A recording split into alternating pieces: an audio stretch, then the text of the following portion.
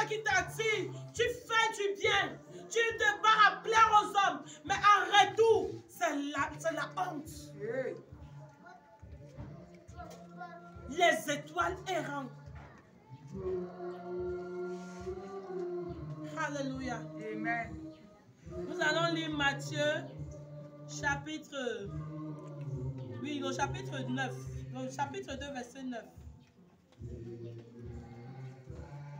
Ton étoile révèle ta commission sur terre. Révèle ton devoir. Ce que tu es né pour faire. Parce que chaque enfant qui naît ne naît pas pour rien. Il aura un but, un devoir. Alléluia. Est-ce qu'on se comprend? Quand quelqu'un naît, il y a un devoir. Il y a quelque chose que tu dois donner. Il y a quelque chose que tu dois ajouter. Alors, la Bible dit dans Matthieu chapitre 2, verset 9. Matthieu chapitre 2, verset 9, il est écrit. Après avoir entendu le roi, il est parti. Et voici l'étoile qu'il avait vue en Orient marchait devant eux. L'étoile de Jésus a marché devant eux. Jusqu'à ce qu'étant arrivé au-dessus du lieu où était le petit enfant, elle s'arrêta. Elle s'arrêta. Bien aimé, le but de l'étoile de Jésus était quoi? C'était un roi. Il était un roi. Son étoile montrait la royauté de Jésus. C'était son but sur terre. Et un roi fait comment? Il sauve son peuple. Il protège son peuple. Il défend son peuple. Et c'était le rôle de Jésus. Alléluia. Alors, je vais vous donner un témoignage. Je vais être très bref. Il y a un témoignage que j'ai suivi. Et pendant que elle avait l'enfant, deux de ses amis sont venus pour la rendre visite. Les femmes qui accouchent, attention. Soyons prudents.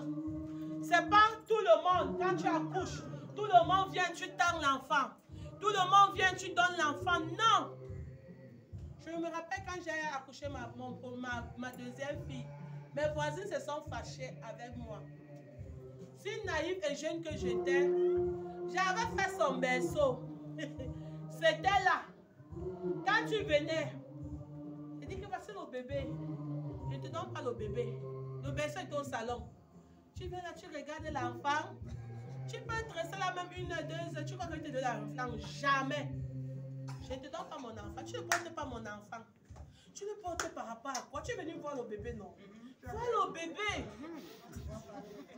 Même si tu as le savon, même si tu es venu avec ton nom, vois le bébé. Tu mets son cadeau. Est-ce que la Bible a dit qu'on a les astronautes, les 3 mages, est-ce qu'ils ont porté Jésus? Non. Mais ils n'ont pas laissé les cadeaux. Alors, enfant de Dieu, il y a certaines personnes qui entrent chez toi, tu sens.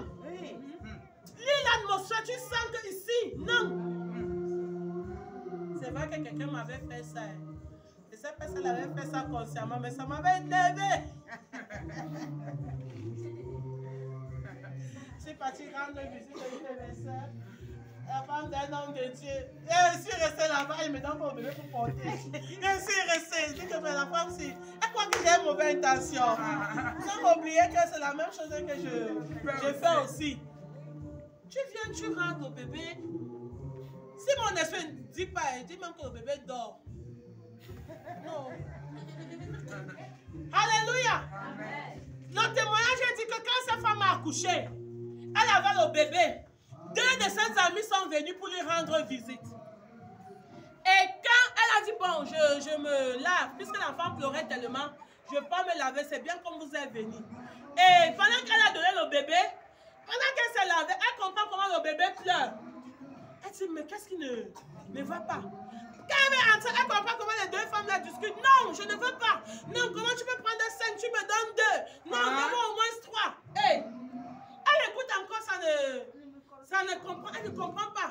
Quand elle entre, l'autre, elle dit, qui a quoi? L'autre femme dit, mais l'enfant enfants jusqu'à 5. Hein? Elle dit que quoi? Bien aimé, quand le Seigneur veut exposer les gens. Elle dit quoi? Oui, elle devait me donner même 3. Elle presse avec 4. Comment elle me donne seulement 2? La personne qui nous demande qu'il a fermé la porte. La femme a fermé la porte. Il dit ici. Quelqu'un va mourir. Ici, là.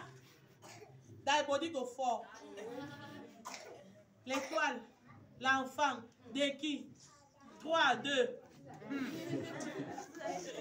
Alléluia. Alléluia. Il y a un autre témoignage qu'un homme de Dieu donnait. Il dit, il avait un fils et sa fils était un homme de Dieu. Et la vie de cet homme de Dieu était là. Aujourd'hui, il dit à sa femme que porte tes choses, rentre chez tes parents. Il ne veut pas dire que chasser. Porte tes choses, rentre chez tes parents, elle porte aussi. Demain, dîner, on revient. Il commence le ministère aujourd'hui, demain, il ferme. Sa vie était comme ça. Et son père spirituel dit, un jour, il était très intéressé avec son cas. Il a appelé, il a dit, viens. Ils ont pris la voiture, ils ont commencé à conduire. Arrivé chez un homme de Dieu, il a demandé le bureau de cet homme de Dieu. Il dit à son fils, enlève ton habit. Son fils dit, hein? Il dit, oui, enlève. Le monsieur a levé le haut. L'homme de Dieu dit, il a levé les chaussettes. Lui-même, l'homme de Dieu, avait les chaussures. Ils ont commencé à prier. Ils ont commencé à prier 1 heure, 2 heures. Après, il reçoit du Saint-Esprit. Il a dit, Seigneur, ici, là, tu vas nous dire le problème.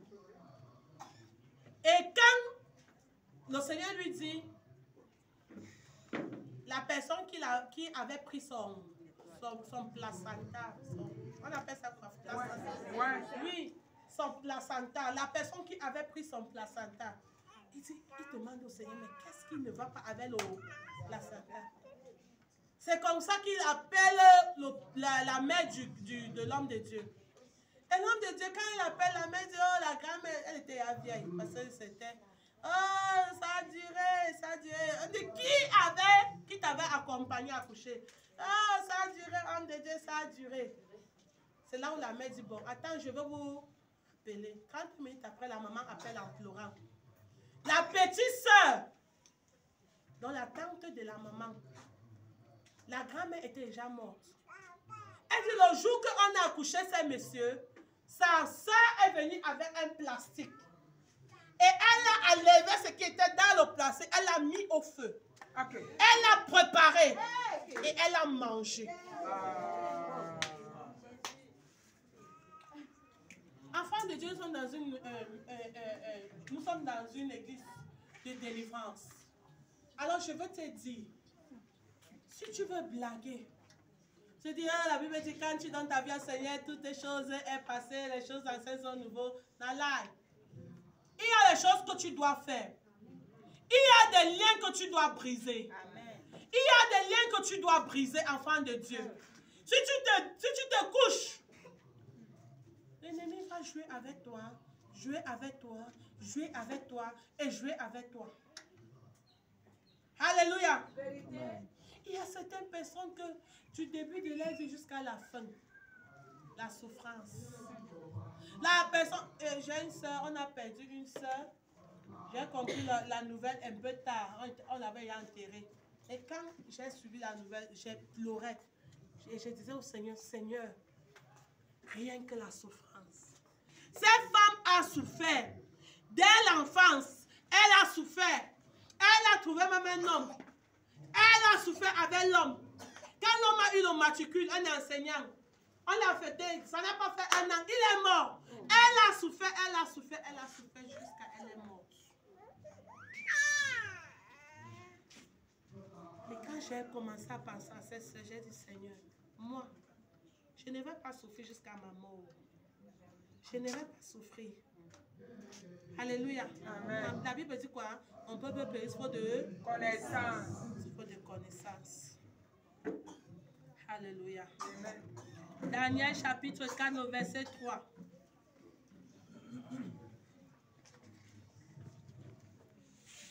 Daniel chapitre 4, le verset 3, il est écrit. que ses signes sont grands, que ses prodiges sont puissants. Son règne est un règne éternel et sa domination subsiste de génération en génération. De qui on parle? De Jésus. Daniel chapitre 2, le verset 27. Daniel 27. Il est écrit. Daniel répondit en présence du roi et dit, ce que le roi demande est un secret, que les sages, les astronomes, les magiciens et les divins ne sont pas capables de découvrir au roi. Alléluia. Alléluia. La Bible dit Daniel était entouré de quoi? Des astronomes.